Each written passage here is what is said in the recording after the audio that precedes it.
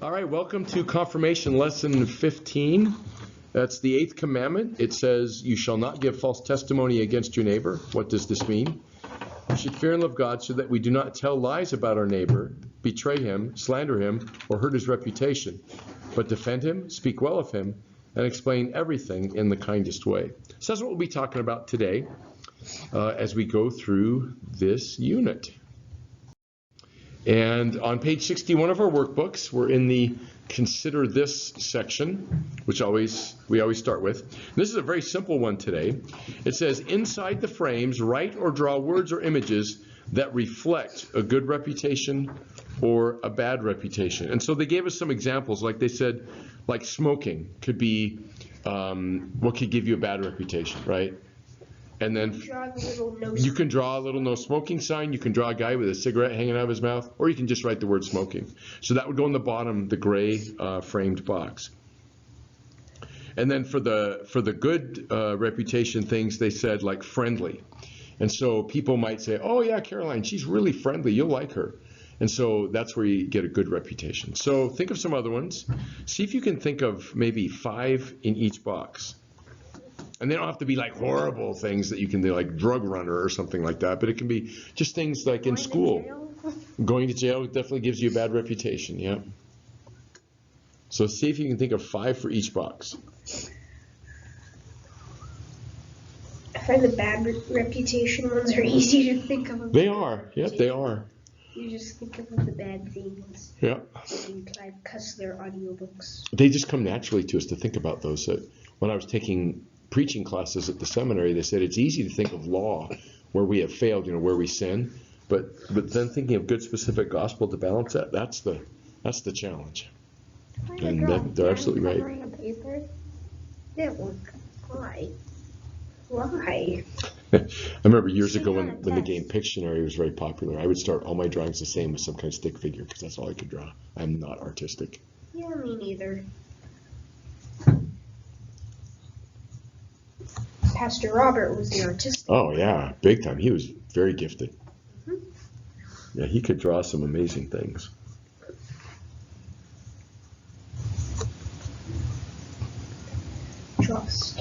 So see if you can think of 5 for each box. 5 things that would be about a good reputation, and 5 that would be probably not so good, more of a negative reputation.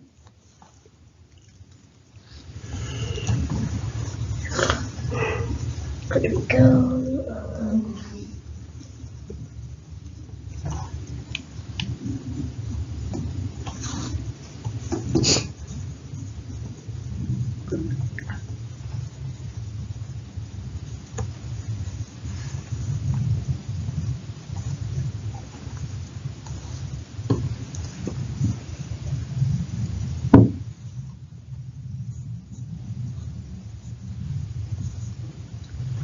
I'm going to go to Blue Mountain. Okay. Yeah, there's tissues right over there. Wait. We're going to go in the bathroom so it's not recorded. Smart man.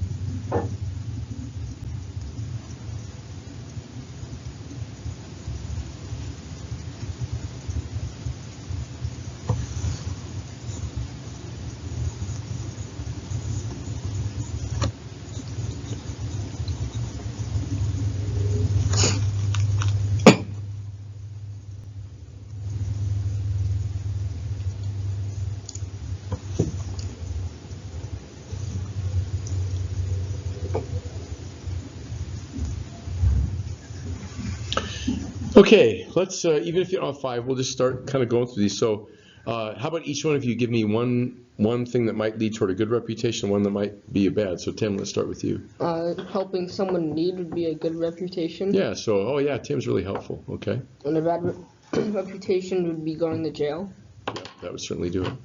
Caroline, how about you? One good and one bad. Giving to people. Giving? Okay.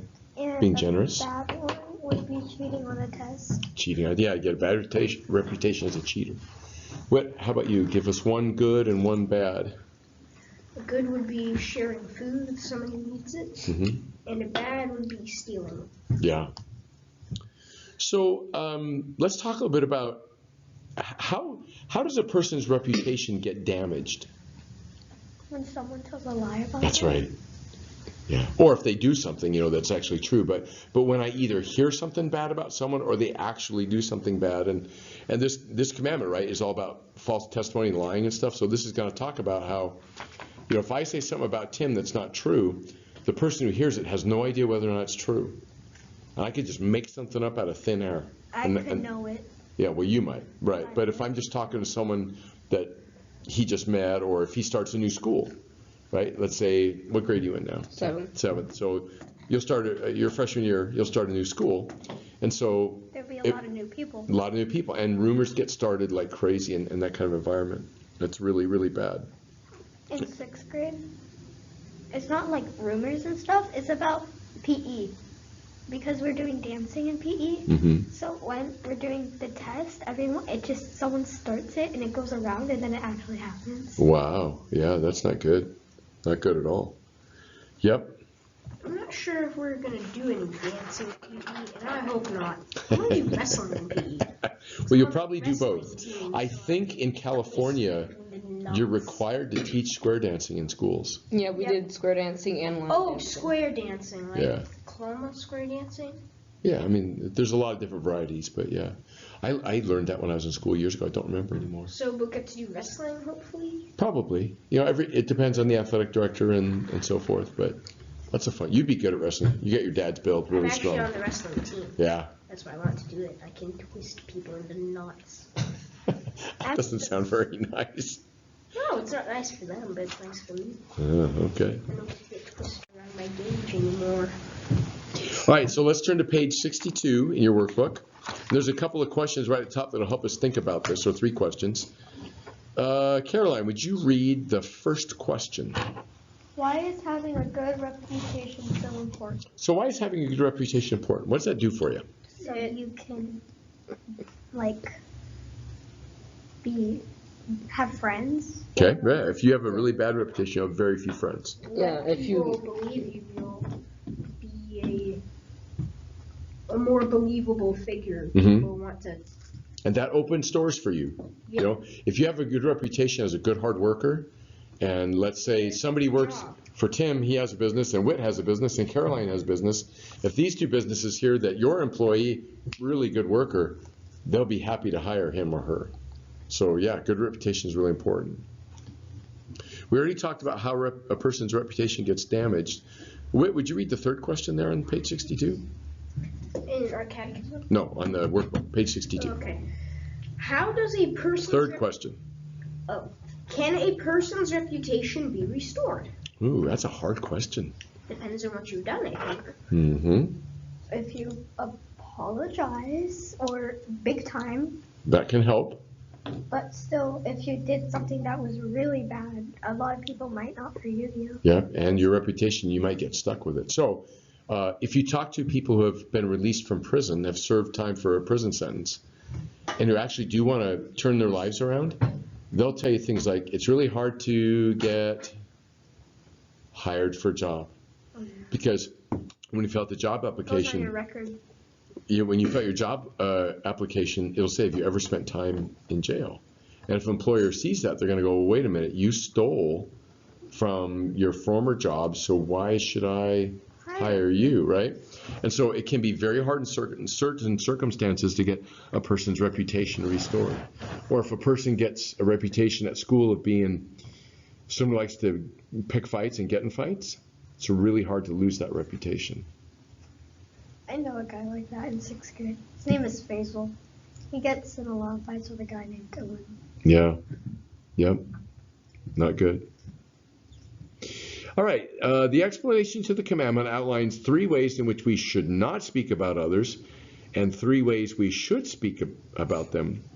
Use the verses found in question 84, that's in your catechism, that's on page 110 through 112, to help explain the harmful and helpful ways that we speak about others. List these ways in the spaces below. So we're going to find harmful and helpful. So we'll turn to page 110.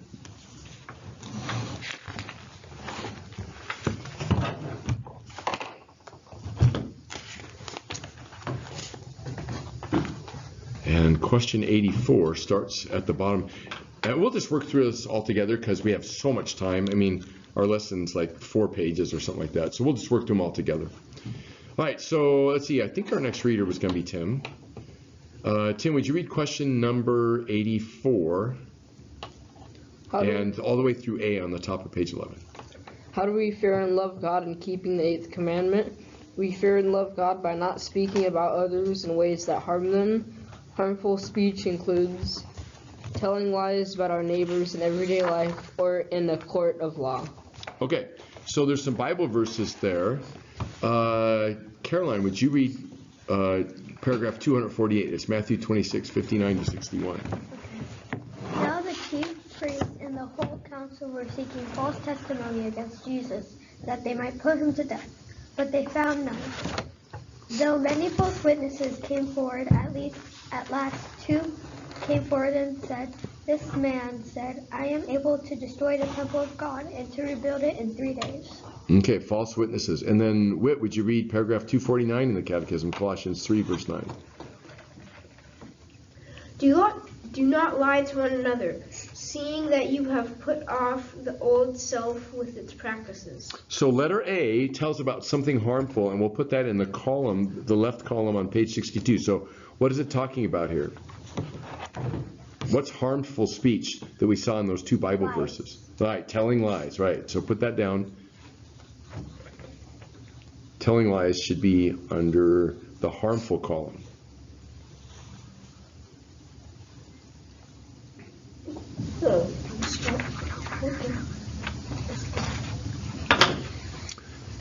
Okay, so let's go to letter B. I guess Tim's up to read that again. So would you read letter B? Betraying our neighbors by making public their private faults or secrets. And Caroline, would you read Proverbs 11:13? Mm-hmm.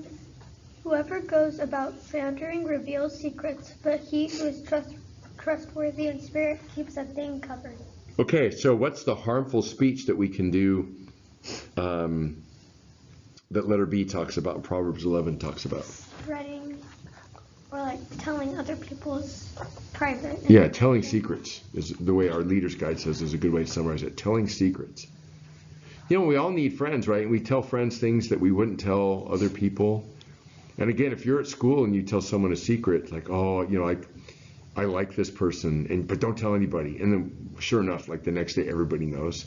That can just be embarrassing, but it can get more serious when you're an adult, you know, and it's like, well, you know, I did this when I was younger. I'm ashamed of that. You would never want it. Like someone could say, you know, I was younger, I used to drink too much. And if that gets out, that could really harm them. You know, so telling secrets can be very dangerous and very damaging. That's why in 6th grade you should not like somebody. Yeah. Or tell people. Don't tell people. Yeah. All right, Whit, you're up. Letter C on page 111 of your catechism. Slandering our neighbors by rushing to judgment, complaining about them, or spreading rumors. Tim, would you read James 4:11? Do not speak evil against one another. And Caroline, Zechariah 8:17. Do not devise evil in your hearts against one another, and love no false oath. For all these things I hate, declares the Lord. Okay, so this is kind of a big category, letter C. Our leader's guide uses the word slander. So let's write the word slander on the left column on page 62. It's harmful. So in the harmful column, we should have tell lies, tell secrets, and now slander. What does that mean? Well, if we can see right there, slandering means saying things about people that aren't true and that are negative. Like assuming? Yeah, or just doing it on purpose because you don't like them. If you're mad at somebody, so I could get mad at Tim and say, you know, I saw him stealing food at McDonald's. That's not true. That would be slandering him. It's not true. It didn't happen. But again, if you guys don't know him, you might go, oh, really? Oh, he's not a nice guy. And plus, it's like, if it's a person that has a lot of friends who's like popular, and if your friend was with them when like these things happened, they're probably gonna go with the popular one. Yeah, right. And so slander can be very damaging. So it says here, by rushing to judgment, complaining about them, or spreading rumors. So gossip would be included in slander. You could write that in the left-hand column as well. Gossip is a very painful thing. Okay, so that's the bad news. Let's find, it looks like there's 3 for the right column as well. And that's right at the bottom of the page, on page 111. And let's see, who's our next reader? Is it Whit? Who read last? Who read Zechariah 8:17?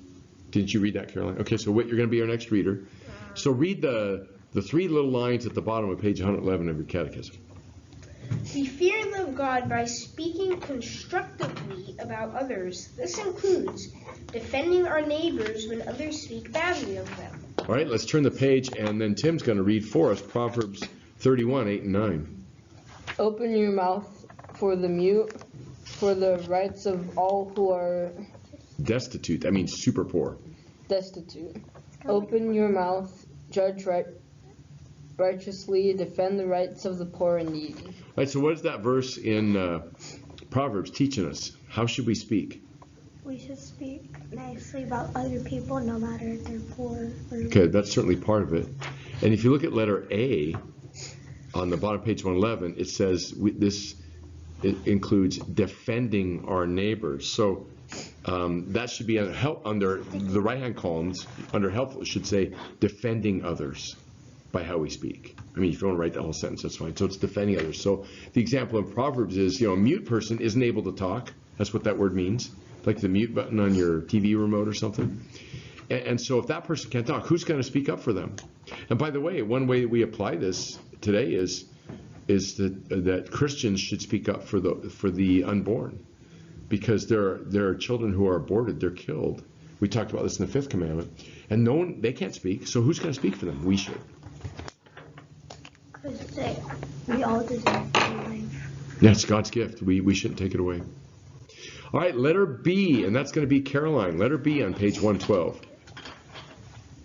Okay. Drawing attention to our neighbor's good qualities and deeds.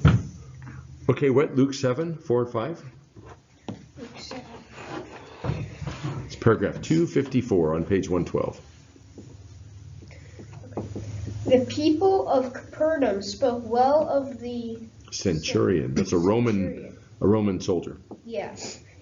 And when they came to Jesus, they pleaded with him earnestly, saying, "He is worthy to have you do this for him, for he loves our nation, and he is the one who built us our synagogue." So he helped them build their church building. Even though he was a Roman. Yeah, even though he's a Roman. Yep. Okay, so letter B is about finding the good in our neighbor. So finding good, that would be what you could write in that column. Finding good. So again, if I just, someone's talking about Tim and they start to tear him down a little bit, I can say, well, I know him and he said this or he did this. I would find the good, because none of us are perfect. Everybody's going to make mistakes, and it's easy to be critical, but we need to defend other people and then find the good in them. And then letter C, so I think we're back to Tim. Would you read letter C in the middle of page 112? Seeking to understand our neighbor's actions in the most positive light and explaining them in the kindest possible way. All right, 1 Peter 4:8, Caroline. Above all, keep loving one another earnestly, since love covers a multitude of sins. Oh, so our adult Bible study was 1 Peter chapter 4 today. Whit, Ephesians 4:15. Ephesians 4:15. Speaking the truth in love, we are to grow up in every way to him who is the head, into Christ. All right, and then 1 Corinthians 13:7. Tim.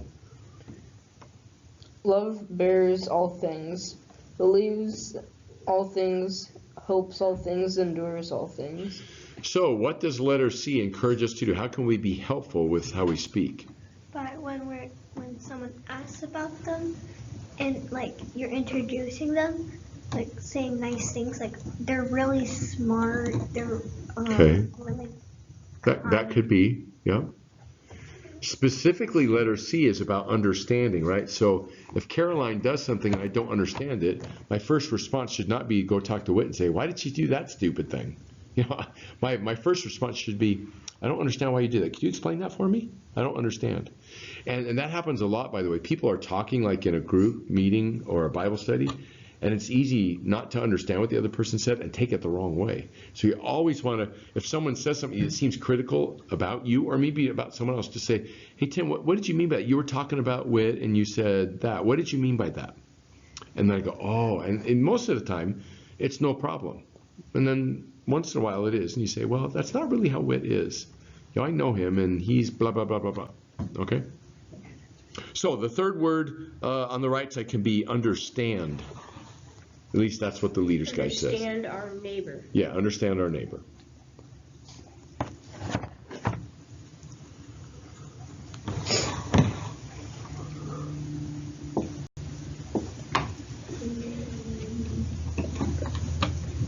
Okay, so let's go to our next page where we've got tough questions on page 63. I can't wait to find out who needs to read Exodus 1:15 to 1:20. That's only 5 or 6 verses. It's not too bad. Is it ever okay to withhold the truth? Before I read the Bible verses, raise your hand if you think it's okay to sometimes not tell the truth. Okay, so all of you would say it's never okay to withhold the truth. If you don't want to hurt their feelings. Okay, so now you're thinking. So let's turn to Exodus now in our Bibles. Whit's the man to get the light back on? I don't feel like walking right now. Yeah, me neither. Okay, so Exodus is the second book of the Bible. So we'll go, I don't think it's printed in the catechism. Sometimes, oh, it is. Okay, so just turn your catechism to page 113. It's printed there. Yeah. Okay, so at the bottom of page 113, paragraph 259, I'll go ahead and read this just because I want to read. Then the king of Egypt said to the Hebrew midwives, one of whom was named Shiphrah and the other Puah, when you serve as midwife to the Hebrew women and see them on the birth stool, if it is a son, you shall kill him. But if it is a daughter, she shall live. So why do you think the Pharaoh was saying that? Because there's too many Israelites. Yeah, and so he's afraid that they get too many young men, that's an army. I don't want that, so just only girls. But the midwives feared God. That means respect in this context. The midwives respected God and did not do as the king of Egypt commanded them, but let the male children live. So the king of Egypt called the midwives and said to them, why have you done this? And let the male children live. I love their answer here. The midwives said to Pharaoh, because the Hebrew women are not like the Egyptian women, for they are vigorous and give birth before the midwife comes to them. So God dealt well with the midwives, and the people multiplied and grew very strong. I just love it. And they say, oh, not like those wimpy Egyptian ladies. We get there, man, that lady's already pumped out the baby. She's done. So the Hebrew midwives, did they tell the truth? No, they did not. They withheld the truth. Why did they withhold the truth? So their baby could live. So their baby could live, right? And so our book says, in what other special situations might you withhold telling the whole truth? What might be another time you might say, well, I'm not going to tell the whole truth right now. So you don't make them sad. Well, sometimes telling the truth does make people sad, though, right? So, like, when our kids were little, sometimes I'd say, well, yeah, we told you that if you didn't clean your room, you wouldn't get to go to the store with us, and so now you don't get to go. I'm sorry, but you need to hear the truth. So, what might be a time to not tell the truth? Let's say, During Christmas time. Wait, no, not during Christmas time. Never mind. say Forget that someone wants to harm so-and-so. Yes. You know it, and say they ask you where so-and-so lives, then you wouldn't tell You them. wouldn't tell them. Good example. Yeah, so Or anytime someone's in danger, Threatening you. if someone is threatening your family, are they home? You would say, no, they're not home. So that would be a time Or that like you would if lie. a stranger comes, like, are your parents home? Can I come inside? Yeah. And you And say, say, yes. oh, they are. Yeah, they're home and they don't want But to I be have a disturbed. sword. Yeah, don't say that. Oh, Don't yes, say you that. can come in and If it's a weird guy coming to your door, he might say, great, I'm coming in. But you would say, yeah, my dad's here, but he's not in a very good mood. You should. not in a very good mood. He's Yeah. throwing axes. Yeah, he's doing axe throwing practice. I don't think you should come in. Yeah. He's also practicing it with knives. So I'll give you a real life example from this, from the life of a German Lutheran pastor from 80 years ago, 70 years ago, a guy named Dietrich Bonhoeffer. He's well known as an author. Dietrich, yeah. It's a fun name to say. Dietrich Bonhoeffer loved the people of Germany, and so he was living in the United States and America, and when Hitler came to power, he loved jazz, he loved going to American churches, but eventually he said, I love my people, I love the Germans, I'm going to go home. And his friends in the United States and England said, don't go. Hitler, was very dangerous. But he went back, and he started the seminary. Got closed down eventually by the Nazis. He started a seminary to train pastors. He wrote books and so on. And he got arrested. Now, why did he get arrested? Because he was part of a group that was working to assassinate Hitler. Imagine that, a pastor. Now, he didn't do any of the, trying to arrange bombs or, those kinds of things. But his job was he would go to religious conferences, theological conferences in England, and he would pass information to the British, and then they would give him information to take it into Germany. Wait, isn't theo mean God? Theos means God, yep. So theology is the study of God. Like biology, the word bios means life. And so biology is the study of life, theology is the study of You God. get to dissect frogs and pigs. That's more like anatomy. But it's part of biology, you're right. I don't want to dissect a frog. Yeah, I'd like to it's not too dissect bad. pigs. You just have to realize you're doing this so you can learn. But I guess now they're starting to make them out of plastic and stuff like that. So that's a good idea. You don't have to.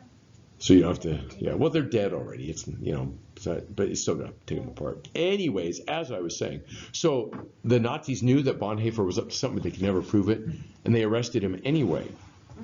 And so he's in prison. They're asking him, well, who are the people that are involved with you? And he lied. He wouldn't tell them the truth. And that's, again, a time where it's okay to tell a lie, to not tell the whole truth. Because if he did, They would die.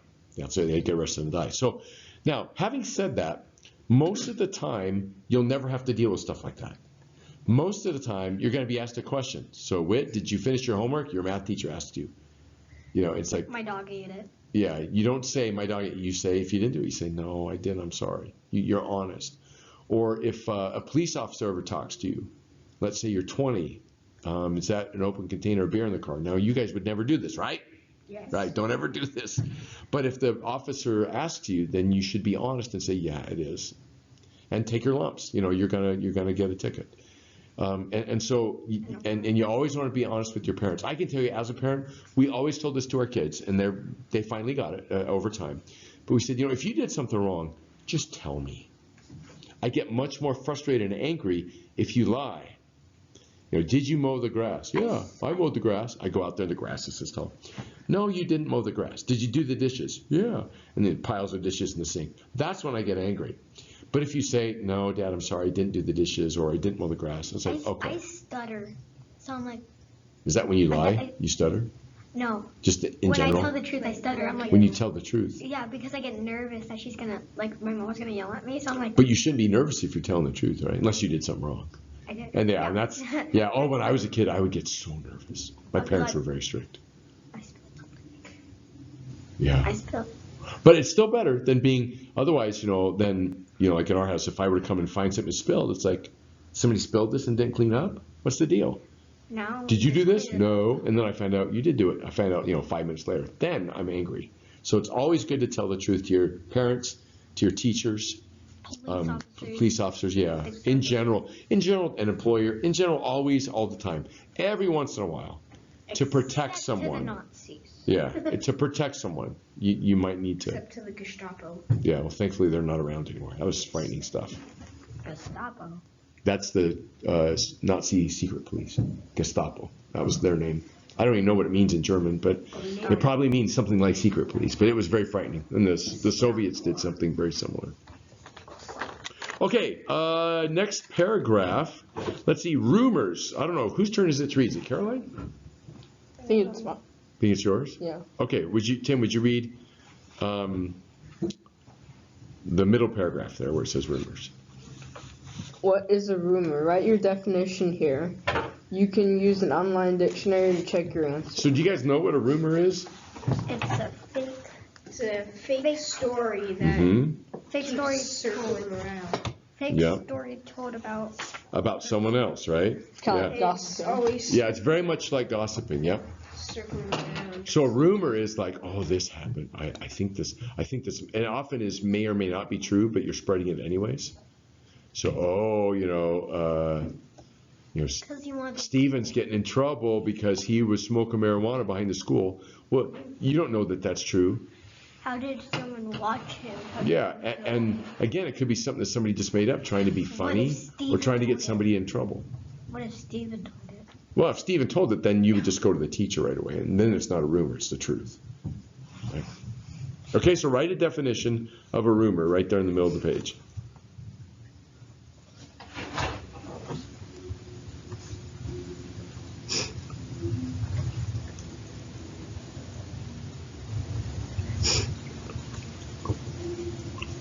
Not there, Tim, up above, in the white section, because we're going to have some other stuff. You probably don't need to erase it. You'll probably have plenty of room, but just write your definition up above. I just put an arrow. Yeah. Yeah, you can just put an arrow if you want to. It's fine. Just wait. Because those purple sections are going to be how we respond to rumors. So we're going to have some fun here. Little role play here. Yep. Little play acting. Yep. Oh, goody. It's fun. Goody goody. Goody.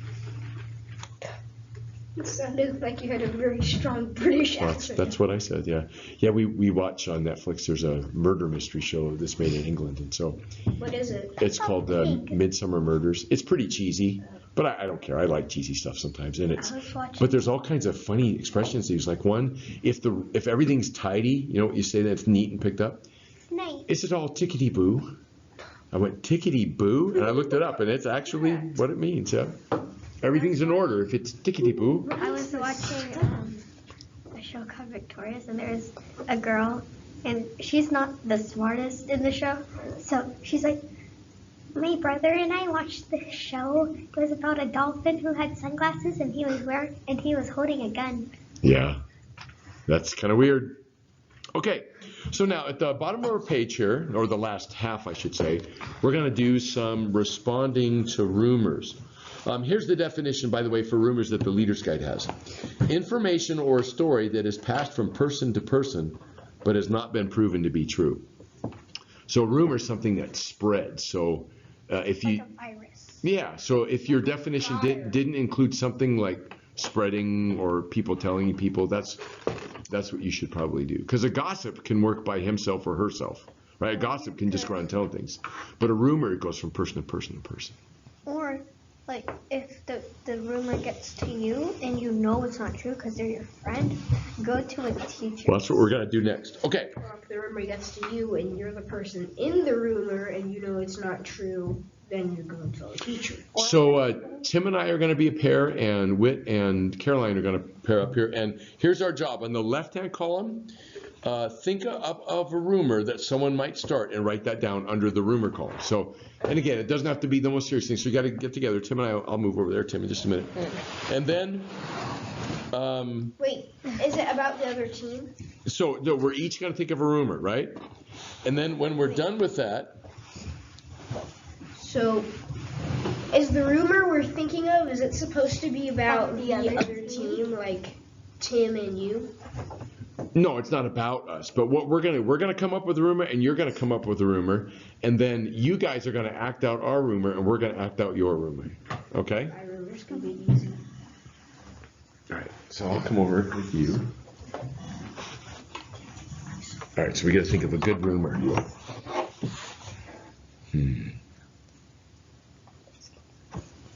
Could be something at school or at work.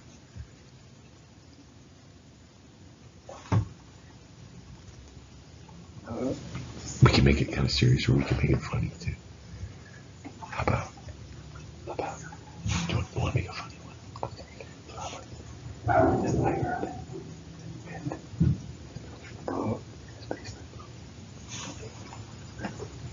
Wait, write it down. Yeah.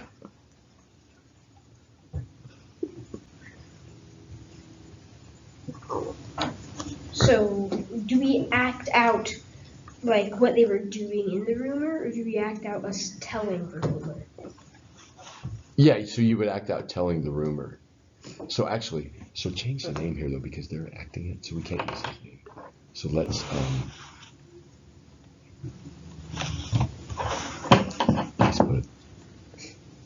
put his name on a kid who's not even in class today. Okay, will you put my name there? Put my name there. That'll be funny. Have them act it out. It'll be funny. Or just put pastor? Yeah, that works. I want to make sure I read the directions and make sure I'm getting this right.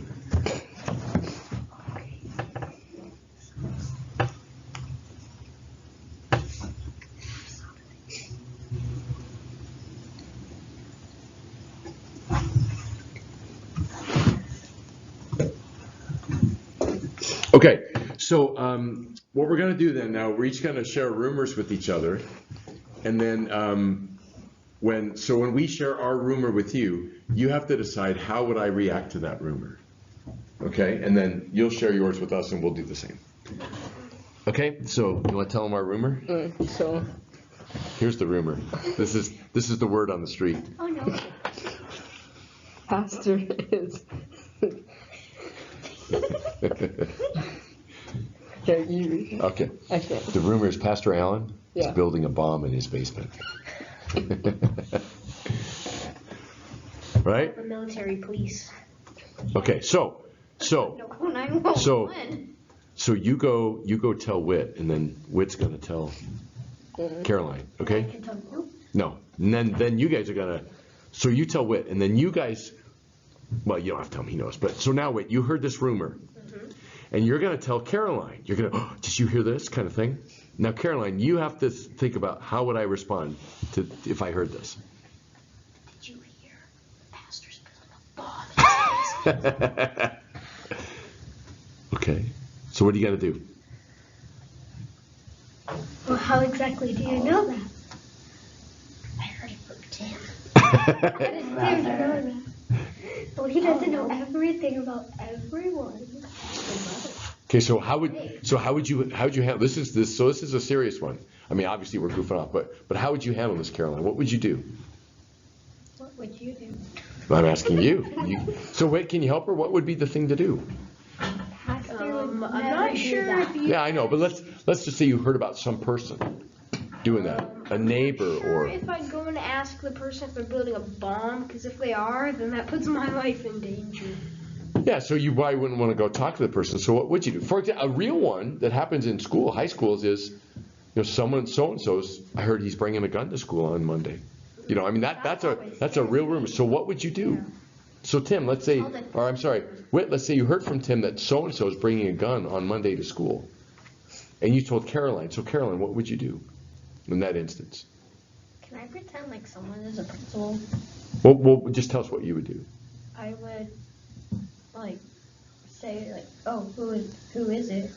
But if they don't know, I could just go to a teacher. Yeah, I mean, even if you do know the person, your job is not to ascertain whether or not a serious thing like that is true. Right away, you tell your parent, and you have that person call the principal. If you hear it at school, you immediately would walk into an office and say, this may or may not be true. It might just be a rumor, but I heard that so and so is coming to school tomorrow with a weapon, because that's safety. Again, we talked about how important it is for people's safety, right? So that's a very serious one, even though we were goofing off when we made it. Okay. So what did you guys come up with? Can I tell? Yeah, sure. Bob saw Whit's sister sleeping till 10 in the morning. Bob saw that, huh? Who's Bob? A fictitious friend? It's a fake person. Fake person, okay. All right. So say it again. Bob saw Whit's sister sleeping till 10 in the morning Wow. Did you hear that? when she was Yeah. supposed to wake up at 7. She was supposed to get up at 7. She didn't get up till 10. She's probably super lazy. No, it's both of them. Both of them. So how would you handle that, Tim? So if I repeat that to you, yeah, Whit's sisters are they totally sleep in. I think they're kind of lazy, because Whit's always here. How would you respond to Say what's so great. that? Maybe I'd ask her mother if she's always late. To Okay, or maybe ask if she's sick. yeah. Could be sick. So if I'm one of your friends at school and I say, hey, so and so was, doing something at recess. If you repeat that to somebody, what are you doing? Spreading a rumor. I'm spreading a rumor, right? So if you guys repeat stuff, you're spreading rumors. So what would be the way to handle that? Well, there's some different ways. There's not one correct way. What's one way to handle it? Wait. So would this be a way to handle something? So I think one time at school there was like a crowd around the fence, and I heard that there was a ripped off deer limb outside the fence because our school is surrounded by forest. So I went to see if there was, and there was a literal ripped off deer leg. Ew. Sad. Literally ripped off. Yeah, probably got hit by a car. No. Could be an animal too. No, it was in like the forest area where the cars can't go. So. Probably a bear. Yeah, cougar. Anyways, so I'm Tim's friend, and I say, hey, did you hear what Bob, fictitious Bob, did you hear what he was doing at recess? I think he was smoking weed. So Tim has a choice. He can repeat it, which would just be spreading the rumor. That's what he said. So what are some things you can do if someone says something like that to you? Go to a I'll go and principal. ask Talk to a principal? Bob. Okay. What if it's not something really bad like smoking weed, but maybe it's just like, He keeps tripping. yeah, he's such a klutz. He totally keeps tripping. He keeps tripping Cecilia. Yeah. So what's another way? Cecilia, what's another way of stopping rumors other than going to a principal? You can Telling the spy. person in the How about just say nothing? just Go, Yeah. So if someone comes to you and says, hey, he was doing this at recess or whatever, or Mrs. So-and-so, or the teacher, like, she eats raw gummy bears, so, whatever it might be. The one good way, and this is something I learned over the years, one good way is to just say nothing, because then the rumor dies. It dies with me. And pretty soon, like we talked about reputation, if this for Guy Bob keeps going, well, I didn't say anything, Tim didn't respond, he'll keep telling people, and pretty soon people go, yeah, Bob's not very reliable, he's kind of a gossiper. And so that's a better way to handle it sometimes, just by saying nothing. Because then, if you, a lot of people would be like, if you stick up for someone or stick up for your beliefs, they can tell more people, and then more people won't like you. Yeah, sometimes saying nothing is the best response. Or, in junior high and high school, oh, I think so-and-so's dating so-and-so. And often the best way to do is just say nothing. But let's say if it's a friend of yours, and they say, oh, this friend of yours, so-and-so, likes her or is dating her. You can just go and ask and say, hey, I heard this, and I don't want to spread rumors. Is that true? So you can sometimes ask. But what you want to do with any rumor is stop it. Sometimes the best thing is to say nothing. Sometimes you can report it to a teacher if it's something serious. And sometimes you can go directly to the person. So And you can ask them. you can ask them, and then it's over. This. Or say if no, it's if the first person who is starting the rumor tells you next, and you're the second person, and the person is near you, you can just go tell. You can be like, oh, let me go tell them, and then they'll probably run after you and say, no, it's not that. Yeah. And then you can say, I think that's gossiping, and it's probably not a good thing. And what I have found very effective over the years too is to ask somebody. So if Tim comes and gossips about Whit, I can say, well, how do you think you would feel if someone was talking about you like that? Yeah. And then they go, oh yeah, because that's hard for us, especially as when we're younger, is to kind of put ourselves in someone else's place and think about how they would feel. Being put in their shoes. Exactly. Yeah. Ready for a bad joke? Never criticize someone until you've walked a mile in their shoes. That way, you're a mile away and you have their shoes. Got that from a seminary professor. Okay. All right, let's go to page 68. Or I'm sorry, 64. I was reading the leader's guide. Last page. Yep. Oh, that's cake already. Yep. Like I said, it's a short unit. I'm gonna move back. Okay, so I have no idea who our next reader is, so would you read that Bible verse at the top of page 64 in your workbook, Ephesians 4:15. Whit. Yeah. Okay. Rather, speaking the truth in love, we are to grow up in every way into Him who is the head, into Christ. Right, so Paul's talking to the church. He says it's plural, so y'all, rather than speaking the truth in love, we are to grow up in every way. So here we have another interesting thing here. Swap your student book with a partner and use the space below the drawings to write about a time where people might be challenged to speak the truth in love in a particular situation. Then swap your books back. Read the situation that your friend wrote for you in your book and respond by writing how you could respond to the situation. When you have finished writing, share your responses with each other. So so take your book and just pass them one to the right. So Tim passes his book to the right, Whit to the right, Caroline to the right. So go to Tim. He'll do it. Oh, I like this book. Can I keep it? Nope. Yeah, the ones with the wire bound are much nicer. That's how they're making them now. And then the pages lay flat. Okay. So when would it be challenging to speak the truth in love? And our first box is with a phone, right? So there's cameras, there's Facebook. I don't know what the little bird is for. Twitter. Is that Twitter? Nobody uses Twitter anymore, right? Instagram is real popular. Anyways, so think about a time you might be challenged to speak the truth in love. So just write a situation that would deal with some kind of, and if you don't have a cell phone, that's fine. Think of a regular phone, so that you might get on the phone and talk. You could gossip over the phone or something like that. Okay? I don't talk to call anybody except my dad on the phone. Yeah, that's okay. So, Then think about people who are older and walk around with their phone all the time and use them all the time. Wait, you're gonna love my drawing. oh yeah. So the particular situation is with phone or internet or email or texting or anything like that.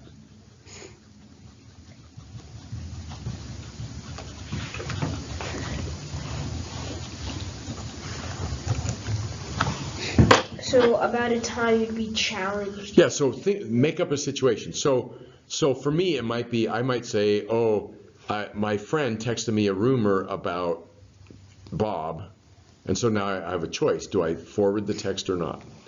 So that would be an example. So come up with something that way.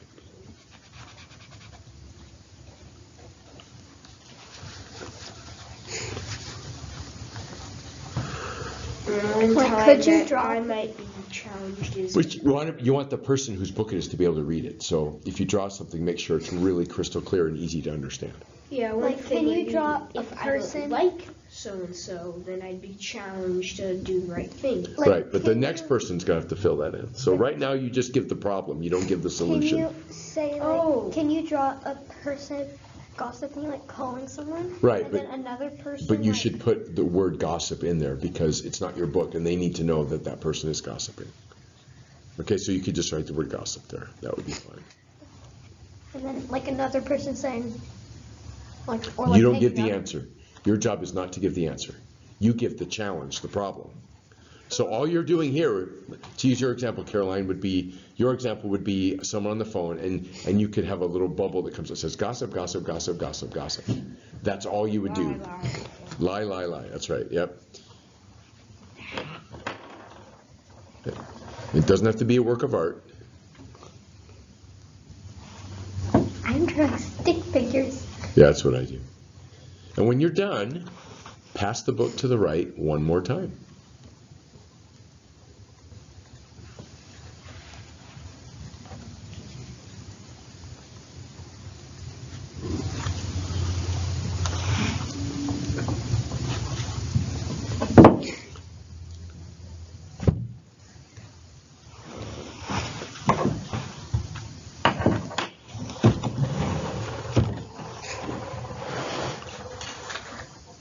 Yep, that's good. Kind of like it. Okay,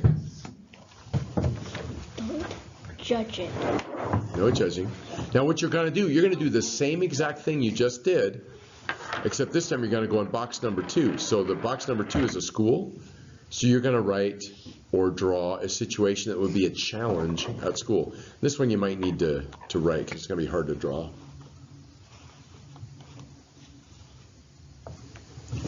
Okay, Whit's done.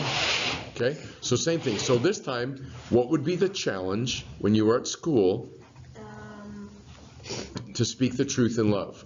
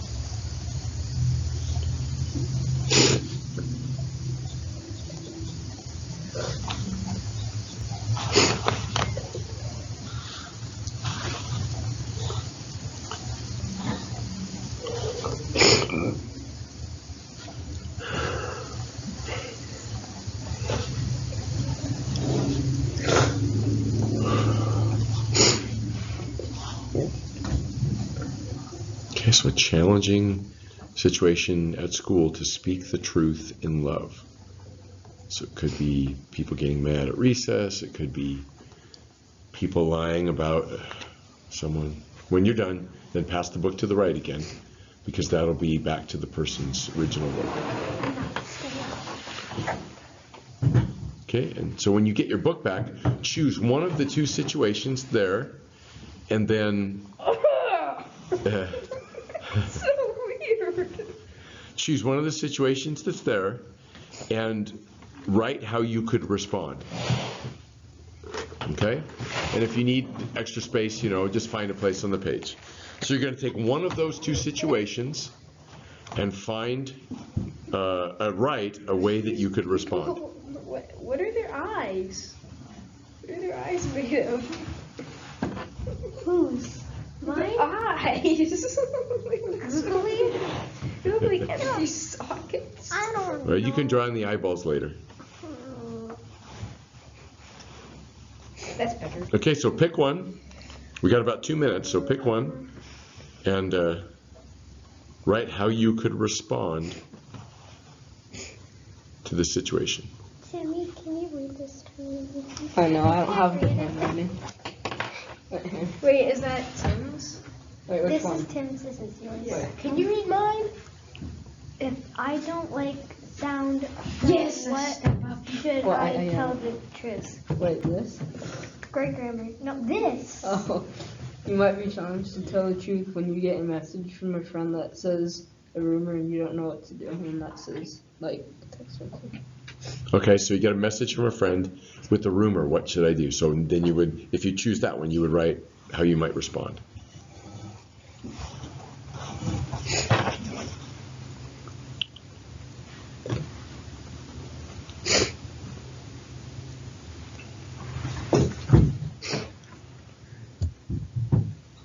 What about that bottom box? The one with the family. Well, that's a third one you can do, but You might not have to. yeah, we don't have time today. How do we not have time? You said we have plenty of time. We do, but their mom's coming at 10 till 2 because I told her we'd be done really early. I told your dad too, so if she waits a couple minutes, it's no big deal. I know. Well, or we could play pool. All right, so that's unit 15. I'm going to stop the recording. This video, and this guy is trying to get eels out of holes. So he pours Coke, Mentos, and eggs into an eel hole. He just pours smart. 3 bottles of Coke, 3 packs of Mentos, and a ton of eggs. Boils them out. And then just flushes the dirt up. There's like 50 eels coming out of this one hole. That's gross. See that? It's so funny Very because true. he's like, All right, so let's wrap up here. 3 minutes. Yep. So I'm going to stop the recordings, but we'll do our